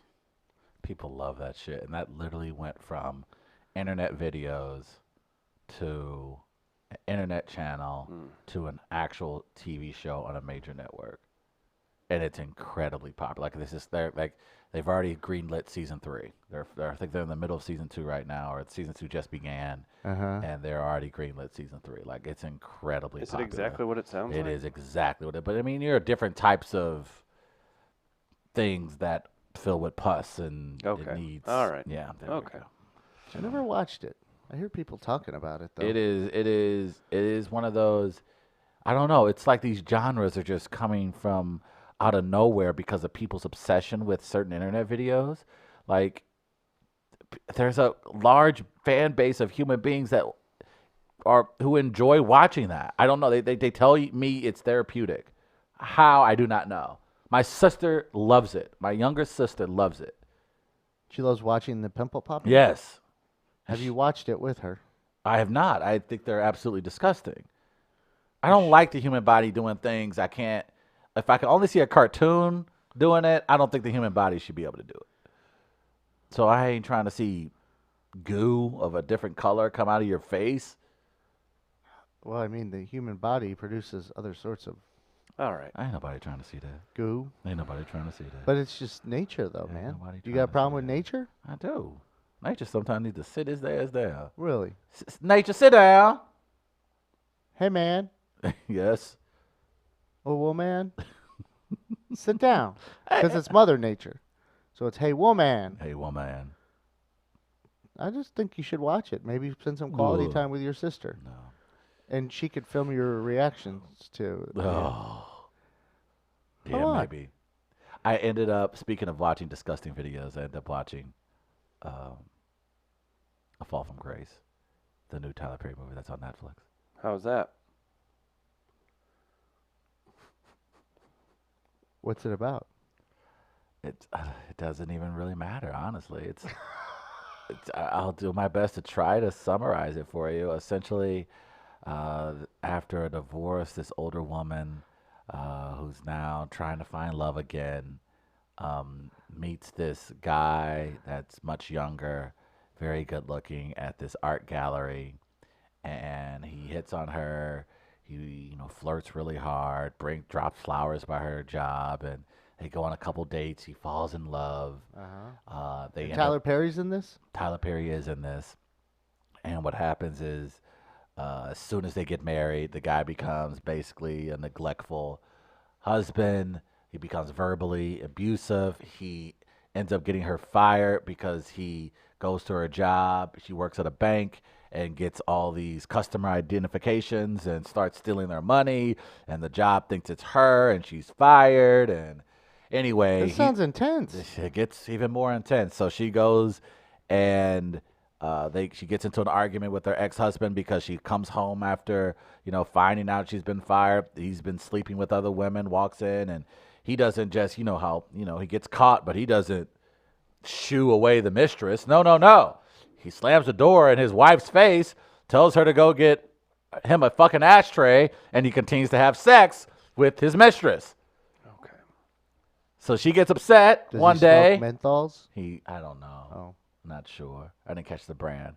But one day she gets fed up. She takes a baseball bat to his head, beats him to death, throws him down the stairs of her basement, and then she goes for a drive, calls a friend, comes home, body gone. And I'll just leave you at that. Spoiler alert. Hello. We were all gonna Yeah. clamor to see this one. I'm not used to this Tyler Perry, Yeah, this was different. so it sounds like you really liked it. I Respect booties. that ass. would not give it more than 3 booties. It would not I get- would not get it. It's, I don't know. Tyler Perry apparently. This is not a Tyler Perry role that I'm accustomed He's to. in it. It takes it's almost hard. It literally is difficult to explain because you have to watch it. It's just so bizarre. It's such a bizarre movie. Were we gonna do was it a Medea or a Tyler Perry movie club? We were gonna do a Tyler Perry movie club. I could put this on the list. Yeah, we may have to. One of our It's just many he ta- failures. We dropped the ball. We have a list. Long one. He said he apparently filmed this in 5 days, and It looks like it. it does. And my thing is, and someone pointed this out on the internet, on Twitter, you own your own studio. Who are you rushing for? Yeah. You are the studio exec. You are the CEO. You are the marketing team. You are the guy who sets the release dates. Why do you think you have to film a movie in 5 days? Maybe there's a reason why. I'm sure there's a method to the madness. Is he just trying to put My stuff thing is, out, just put as much out as he could? Put it this 'cause way. he knows people will watch. it's an incrementally better film with 5 more days of editing. So even if you're just like, I want to get this in quick, all right, that's cool. We can add another 5 days just to make sure, But with when the a- story, what more could they really add? I mean, but there's a moment in the film, and it's so bad as far as editing. This woman, the main character, gets out of bed, puts on her house shoes. You see the house shoes as she's walking down the hallway. Cut. House shoes are no longer on her feet as she's walking down the steps. Oh no. And it's just like, Bro. again, if you took maybe 8 days, Was you this- would have gotten that. You know what I'm saying? Was this the one where you had texted us? I thought. Mhm. Was this the one you were watching where the actor was reading the script? Yes, the judge who plays the judge in the film has the actual script in front of him on the bench. You can see the actual script on the bench. And it's just like the editing and the lighting, and look, we can critique story, and that's fine. And it's a very convoluted story. However, it's little things like the lighting. Like a person who hasn't gone to film school shouldn't know right away, yeah, this scene is lit terribly. Like, like things like that I shouldn't be able to pick up. It's not lit. It's not lit. And there's no need for that type of quality to fall through. Is Tyler Perry mailing it in? I don't know. He sold that jet to Kenneth Copeland. Now got he's the trying money. to get the Yeah. money back. Now Here's he's the thing. just, It's a I'll do whatever. It's a Netflix deal, so Netflix doesn't. Netflix, nah, we don't care. We give you a bunch of money. Just when you get around doing it, you'll film it. You'll do it. Like I don't know. Maybe it's something more about the business that I'm not just familiar with. Maybe it's just the method of his madness. That's the way he just works. He wants to get it done, and he doesn't like to linger. And he's made it very clear that he's very hands-on and everything, like the Well, then entire production. Well, if he's hands on like that, this seems kind of bad. It doesn't create for a high quality product, We have a and question. that's unfortunate. Yes. Black Sheep asked, does he play the husband, wife, mistress, baseball bat, and friend? Baseball bat. he does not. He actually takes, I guess, a smaller role in this one. He plays the head of this public defender office, and the other side character, the supporting character, she's a public defendant trying to get this woman off for this murder. I can't have him. I would need someone like Anthony Anderson as the I public bet you do. defender's office. I bet you do. But it was just a tough watch. But apparently Netflix said like in the first week it was one of its highest watched films. So Well, it's then there's your answer. but that's hey, my just thing. throw something up here so we. But can, it Alright. does come back. I don't know. I have a theory. I'm going to work on it a little bit more, a little bit further than my Jeffrey Epstein theory.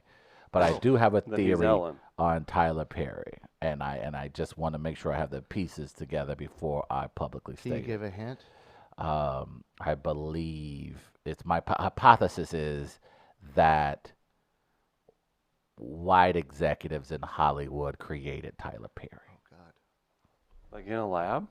Not in the lab, but essentially this is a Hollywood social experiment that's being ran by executives of the major studios in Hollywood. What if Tyler Perry did Black Panther 2 instead? Will you be on board with that? I would No, that's a no. I would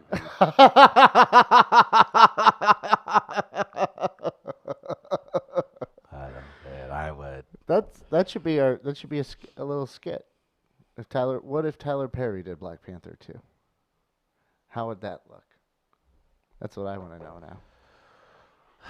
man, that's like this world doesn't need I any like more when I make you conflict. think. You can see when you're thinking. Because this world doesn't And need you any don't more like it. conflict. We don't need any more controversy. I think everything's controversial. Everybody thinks everything's controversial. So we do not need What- that type of. You want to talk about? Could You want it- to see could the it black be possibly community? the worst sequel ever then? Here's what. Or they would be upset that it took away some gains made. Here's the thing: is I'm not even necessarily worried about the film. I'm worried about the buildup because now you're going to have comic book trolls and Black Twitter basically merging into one, and then that group. See what I'm saying? See what I'm mixing? Oh, see the God. pot I'm stewing? I'm not even worried about the film. I'm worried about the people intermingling and that becoming massicized into a whole nother. Oh God, Black Twitter and comic book Twitter. You don't come on. Together as one. Together as one. Do you know what those GIFs and memes would look like? Oh, that's a lot. That's a lot. Well, I don't think we're ready for that. It's just a thought. It'd be a hell of a way to celebrate Black History Month. It is, and I think I'm willing to do something here. I know our time here at We Are Live is soon coming to an end, but I think I'm willing to admit something that Chris has pointed out for the 4 years we've been doing this show. That Twitter, something's wrong. Something's wrong with them people. Something's missing. Chris was right. You're one of them There's people. something not right when you are on Twitter. Something switches. Something changes in the brain, in the synapses. Something happens when you open up that site. Your normal functions of your brain sort of shut off. I don't know how, I don't know about that. but I feel like there's a percentage. There's something about Twitter that does make us 2 to 4% dumber. I think I'm pretty much funny. the same person. Twitter there is as I am funny, here. but there are aspects. I was just looking at the conversation yesterday in regards to the Iowa caucuses and just the other issues that are going on, the coronavirus. Just there's the whole host of things that are going on, and just the menial, like just the very stupid conversations that were taking place, like just the even the J-Lo and Shakira. Like that conversation was going on longer than it needed to be. Like there were just so many meaningless things that were going on. Like, and they were not just like being funny, because if they were funny, I laugh. They were like serious conversations about the halftime Super Bowl. Like serious people writing for serious publications having a serious discussion about the halftime show of the Super Bowl. Seriously? Crazy, right? I don't know. It's crazy to me. It's a world that is just completely void of sincere reality. It's like we're willfully removing ourselves from what we Got know a new as T-shirt. sincere reality. That's what you came up with for pausing it? It just doesn't feel. It feels like people are being Were you thinking of serious. sincerity? Chris, write it down. Maybe that's what I meant. Seriality. Were you thinking But of I don't know. I was sincerity? just I don't know, something about. Maybe it was just a weird day. It was the day after the Super Bowl, and people were just bored, and the Iowa caucuses were weird and confusing. But it just felt like I had conversations over here where people were mocking democracy, because democracy set itself up to be mocked in this instance. And then we had people being ultra serious about Shakira and her tongue and her thing. She said, like, it felt like I was inside a Black Mirror for a moment. See, but I'm glad in a way that some of those conversations happened, or else I wouldn't have known the background about Shakira's little tongue flapping. Right. Yeah. Yeah. Or else, how do I know that? Is someone That's going to true. do an article and it gets pushed in my face and I see it? No.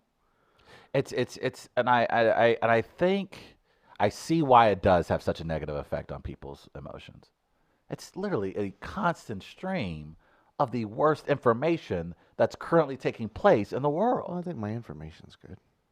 That I put out. and even if you do follow, whether it's a comedian or you follow a silly brand or a certain personality on YouTube, it still brings itself back to a string of god awful information, like the worst of the worst, and you're just like helpless.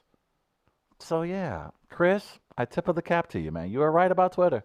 You are right. It is something about that is dark, man. That is real life Black Mirror. Twitter is real life Black Mirror. There's no doubt in my mind. It was I don't know. I haven't seen Black Mirror. Oh, Shocker. No, get your life together. It really does. It's a queasy show. It's a show where you're watching and you're just like, it's uneasy. You know, like it really is a great new take on the Twilight Zone. Like it is, man, you watch certain Uneasy. situations, you just like, because it's obviously, it's the beauty is, at least in the early seasons, is that it's not as far-fetched of a reality that we presently have. So the technology obviously doesn't exist. Well, However, that you know variations of it, right, exactly, know of. that we know of, but the variations of the technology do exist. So it puts you in a position of, well, this isn't completely out of the realm of being realistic. And I think that's what Twitter has become. That's what my sabbatical has taught me. Anything, Wow, Chris. what a learned individual. Huh. Okay. Hey, after last night, do you guys have a candidate? For president? Yeah, From the Iowa Hawkers. I was Hawkes. Anybody that juices your beats right now, Denman? If you had to make a decision today, here on February 4th. Out of Happy birthday, by the way, Rosa Parks. out February of the 4th. people available. Yeah, out of everybody available, including the current occupant of the White House. I'll give you a second here, real quick. Oh, Okay. just saying who's going to be the next president? No, who you are going to select for your president. Happy birthday, Rosa Parks. Happy birthday, Grandpa Evans. Grandpa Evans! Equally important on the 87. scene. Bob Evans. Bob Social. Evans, very true. Man. Yeah, but you don't. Now, if you're not there yet, that's Oh, fine. I wouldn't vote for Trump. But do you have a Democratic candidate that maybe is juicing your beats? You want to hear more from? Not really. Nobody's. I mean, yes, I want to hear more, I guess, but I don't know. It's kind I of feel like you're a Yang guy. he'd be interesting. Okay. I don't know how realistic he is. It feels like Bernie and Biden are the only two that could like handle the whole thing. Okay. The Pete guy seems a little out of his league. Yang's like my cool friend, and I'm like, yeah, let's do this. And you're like, why did you let him run your business? He's cool. Told me he was giving me $1,000 a month. Yeah. Yeah, but did you ever ask where he's getting the $1,000 from? I think Bernie said Wall Street. Yeah, I don't actually know. It seems yeah, Yang would be fun, I guess, but are we needing fun? Like I don't know. It's pretty tough. Gardner, you've been kind of enjoying the Bernie message recently. Yeah, Bernie. I think just since he's all in on Medicare for all. Yeah. Well, he's gonna have some trouble, man. He keeps trying to pull like money out of politics, which means people are just gonna keep spending money to take him down to make sure he doesn't get in there, so they still get to kind of have that power. Yeah, well, I'm sure like some of that includes trying to get a certain Supreme Court case overturned. Certainly, that'll go a long Citizens way. United, which is a terrible decision. I will say But this. Bernie, I mean, and Bernie was preparing, his team was at least preparing an announcement of what executive orders he would put in place on the very first day. Pretty And impressive. I intrigued Travis with one of those, which would be the federal legalization of marijuana. That would be day one. And then I think he said, was it student loan debt on day one or first No, 100 days? not No. student loan debt. That wasn't at least in the executive Okay. orders, like because there was some immigration stuff Okay. that they were gonna multiple immigration executive orders, and then also one. I think they were going to go with that route with declaring climate change a national emergency. I tell you what, I think I'm with Chris. I would love for Yang to be more presidential. He's a guy who I think you would want in government because I think he would be an asset. So I would like to see him play a role in a Democratic administration. I just don't have a. I'm not scared of what people, I guess they call it.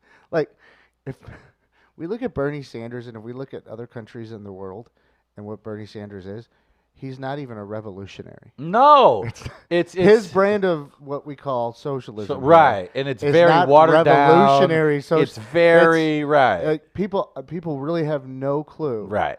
what socialism Absolutely. is or what different brands of socialism are, or they use it's a boogeyman. It is a It boogeyman. always has been a boogeyman. I'm not scared of that. No, Because Older people are. Older people yes, are, they sure, are, yeah. of course. That's why you see him trending better. trending more with young folks as opposed to The people age discrepancy over 60. with him Yeah, is incredible, and that's not surprising. I mean, look, I was thinking about this. If you're a young, and try and take yourself back too. If you're a young voter, you're looking for a lot of it is inspiration, right? Absolutely. You're looking to be inspired, Right. to change the world. Right. You have that kind of the big eyes in that. As people get older, what do they fear more than anything? They fear change because they're not going to be able to catch up with it. Hey! I just learned Gmail the other day. Yeah. Yeah, stop this. So it's not just by human nature itself. Yeah. It's not surprising to see those kinds of numbers when you look at what he's trying to sell you. All right. I'm just like, I I'm don't- not worried about that. And anyone who tries to make it like this monster of socialism, they really probably don't understand what they're talking about. I just want a candidate because I know this is going to be a dogfight. I know all summer it's just going to be, it's going to get, this, look, he's getting warmed up. Tonight's going to be a big night for Trump with the State of the Union. Then on Wednesday, it's expected that he'll get to his acquittal. This guy's going to have wind to his back. He's coming out swinging.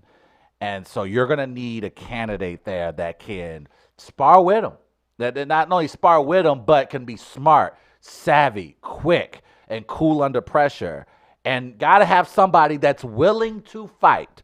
You have to understand that this whole, we're going to be civil and, I don't need that. No, you need to, when he hits you, you need to come back just as hard. Like, you can't be a candidate that's just going to be like, well, we're not going to play that kind of politics. Nah, gloves have to be willing to come off. You don't have to name call. Yeah, you don't have to name call, anything like that. You don't have to bring you in can- kids and family, but I'm saying But is, you can turn look, his ideas are stupid and Right, ridiculous. right, and you you have can to be turn able those to- around on yes, them pretty quickly. and use it to attack. Be like, he's talking all this shit, but he's yet to give you a plan for how he's going to do it. Like, I need a fighter, and right now, Bernie has that in him. It's just for me, it's pretty. It's not even worth it. Like with that, because healthcare is my biggest thing. Yeah, of course, and it showed last Republicans night. have failed at healthcare Of for course. over a decade. but to your And then, point, I'll show you my plan after the election. Right. You don't have a fucking plan. and that's the thing. I need someone like that who understands what's at stake and understands the fight. And right now, for me, it's Warren and Bernie. Those are the two right now who I can see. And that would be my one too as well. Yeah, and Bernie even Like, last night looked a little bit more presidential last night too. We're just simply flip flop. Yes, and that's all it is. And I think we saw a recent poll where Elizabeth Warren supporters were just like, at the end of the day, we want to support Warren. That's our nominee. However, we're supporting whoever the nominee is.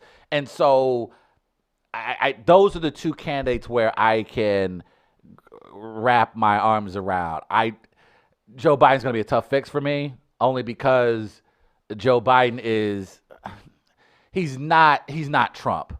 But Trump's going to make him look like Trump. And the thing Does is, that make too, sense? Look, He's going to try to, he knows that he can get Joe dirty and Joe's going to play along.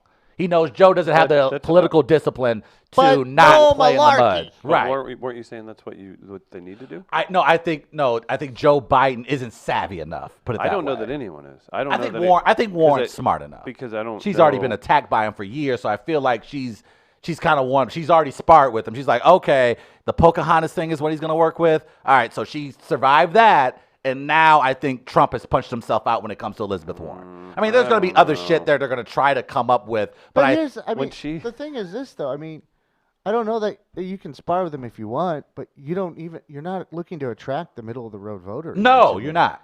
Like that, and I say this, and I'm not saying people don't matter, but your vote doesn't matter to me because it's not needed to win, Yes, true. and that's what I'm concerned Very with. true. Like if someone's like, "Oh, I'm an independent," well, make up your mind. Yeah. That's what one of Yeah. the caucus Stop goers being a said that coward. yesterday. One of the caucus goers does that yesterday. She was on MSNBC and they were just interviewing random people who were at the caucus, and she said, "Yeah, these not undecideds, these so-called independents.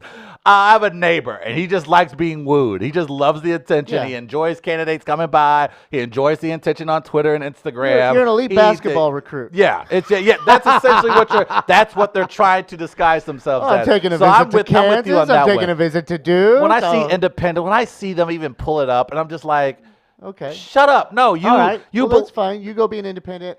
I don't need to talk to you. right. The undecided voter in October pisses me off.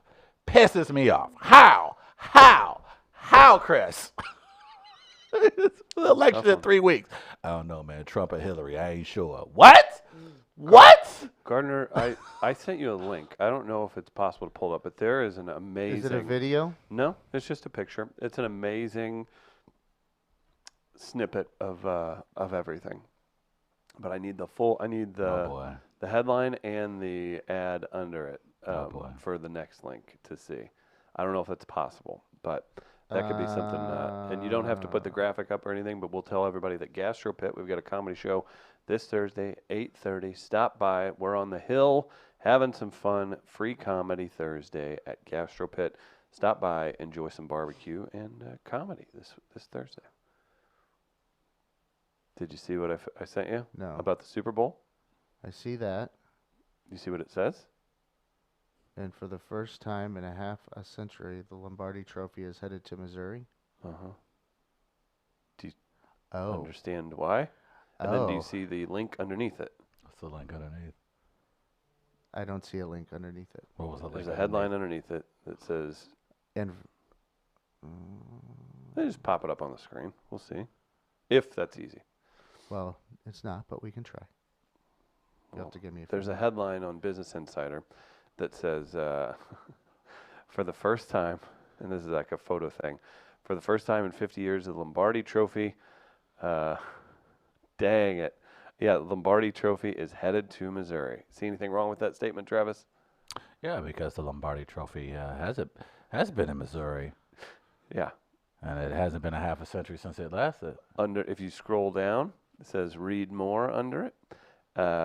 Read more is a link that says Trump mistakenly congratulated the great state of Kansas after the Kansas City Chiefs Super Bowl win. That's great. That's just a little slice of the world today. The president screws up the state, a large media publication, and Business Insider India is what it says. Either way, a large media publication has the mess up right there with the mess up link right under it. So I thought that was a little slice of life. It's messed up. Messed up, man. That's all messed up. Absolutely. You know what's not messed up? St. Louis Counseling Services. Oh, that's right. Mental Health Matters, the podcast available on their website and all platforms where you get your podcasts. stlouiscounseling.org for more information. Great people and great services right here in St. Louis for you and yours. What else we got, guys? You want to wrap it up? Just some last-minute Hawkins news. Pete Buttigieg is apparently attempting to claim victory. Oh, he did that last night. he Okay, did so that. it has led to some confusion. There's a lot going on with that because, like that shadow company we had mentioned earlier, apparently his campaign had donated to them or paid them in some way for some Jeez. services. I think other campaigns have as well, though, too. So I'm not sure what to make of that without really diving into it more. It's just, I mean, it's just, it's laughable Yeah. what's occurred there. And we were saying with Jeff, I for one am I just hope this means the death of caucuses in general. And I mean, the Iowa and New Hampshire, honestly, I've had an issue for a long time since I was in college, having them be the kickoff places. Where would you for- want it to start? Man, start it in the places that matter, New York and California. Let's get Okay, this we baby. got an elitist on No, our let's get hands. this bad boy started. Who are we to? What's more reflective of this country? Those two states. You maybe even throw Florida in there, maybe even Texas. I'm fine with that. But let's stop picking New Hampshire and Iowa, like the whitest of the whitest states in the union. We have to pick a more diverse electorate to give us a general idea as to how these candidates would resonate with all Americans. And the fact that we have Well, to you do spend the it first on- 6 months of 29 or the last 6 months of 2019 and the first month and a half of the new year talking about issues that are only of concern to a small group of white people just seems like a bad way to kick off a national election. Let's talk about what these specific white people who don't interact with other parts of the country feel about these important issues that affect the entirety of the country. Why? The fact of the matter is, and I get frustrated with this because like if you were to say like, oh, the cities are the heartbeat of the country, how would certain people respond to that? I mean, there are people in smaller towns and that. Well, what do you mean? Well, the reality is that's where people are. Right. Right. It's simple math. Right. So where people are, that's going to matter most because it's not about land mass and shit Right. like that. It's where are people? What are they doing? And then think So about density in that matters Right. in terms of what is running your country. right. You can have your romanticism and all that bullshit if you Right. want, then fine. But it's not in a reality of what is going on in the country. And if you can't realize that, that means you're in your bubble and Right. you don't leave it, and that's fine too. But look, we're going to change things. Not only that, I think here's the thing: a guy like Pete Buttigieg works perfectly for those states. That's why he's still around. Let's be real. But if Pete Buttigieg had to go to freaking L.A., if he had to go to New York, if he had to go to Chicago, if he had to go to Miami, if he had to go to Austin or Atlanta, Pete Buttigieg would not have been heard from anyone. Or at least if he had, his message would have been strong enough where it resonates with a wider electorate. So if Pete Buttigieg is the real deal, then he would be able to convince Hispanics, blacks, women, gays to be able to go along with his message. The fact that he gets to spend the entire year catering to particular issues only set aside specifically for a group of white voters, I think has allowed a guy like Pete Buttigieg to hang around. Texas would be an interesting way to start it just because it's a changing state as well. Yes. You know? Very evolving. Possibly becoming a little purple. Yeah.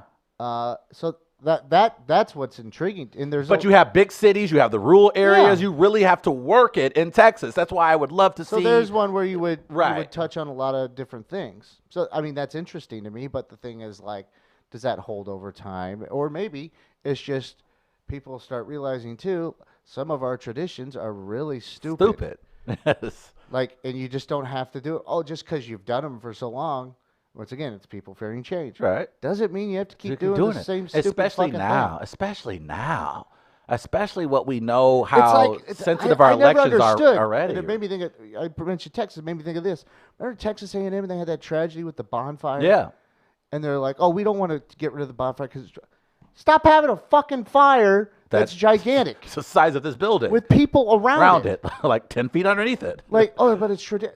Well, your fucking tradition is stupid. And dangerous and literally deadly. you're killing people. You're killing people. There are some things you can just say, "Oh, maybe we should rethink this," or adapt, be innovative, and create something new. Be creative. You can't like and I this, mean, it's just like And it- what you are is just lazy. And I'm using traditions are can be absolutely lazy. And then I'm of one that likes to try to, help people understand why this is that politically. But it has gotten to a point where even like a casual observer, it's hard to explain why we need it. Like even the casual political observer last night was like, okay, set aside the app. What this caucus, are you in a high school gym right now? Oh, hell. Why is that? Are y'all in cliques? Are y'all in a clique right? And then there was a moment during the caucus, Chris, where to decide who won that Oh, yeah, I was precinct waiting for this. was a coin toss. Where This person is going to be potentially the most powerful person on earth, and we're using fucking Harvey Dent Two-Face rules to determine who's going to represent a political party. But it's tradition, Travis. They flipped a coin. They flipped a fucking coin to decide who's going to represent a major political party. Oh, They God. should have had Dak Prescott do it. Who gets to pick the coin? Is it just a regular quarter? Is there a commemorative caucus coin? These are things that... You know, in that instance, they should have that on the app to where they have a coin flip part of it. They should have thought of that ahead of time. They're playing quarters to decide who's going to be the president of the United States. What have we come to? Flip a coin to tune in tomorrow, live at 8 a.m. Hope it goes our way. We'll see you then. Peace. Heads.